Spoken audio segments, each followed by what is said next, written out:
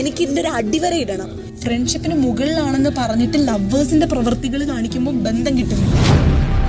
നീ എന്ത് തേങ്ങയാണ് പറയുന്നേ? എനിക്കൊന്നും മനസ്സിലാവുന്നില്ലല്ലോ. ഒന്നില്ലെങ്കിൽ ഞാൻ ഈ വീട്ടിൽ നിന്ന് പോകണം, അല്ലെങ്കിൽ ഇവൾ ഈ വീട്ടിൽ നിന്ന് പോകണം. അങ്ങനെയാണെങ്കിൽ ഇതിലൊരു ക്ലാരിറ്റി വരും.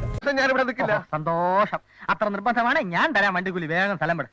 ഇനി ഒറ്റ സമയം കളയണ്ട. ഇവൾ ഈ വീട്ടിൽ നിന്ന് പോകണം. അങ്ങനെയാണെങ്കിൽ ഇതിലൊരു ക്ലാരിറ്റി വരും. പക്ഷെ എത്ര നാള് നീ ഒരു സത്യത്തെ കള്ളമാക്കി പറഞ്ഞു?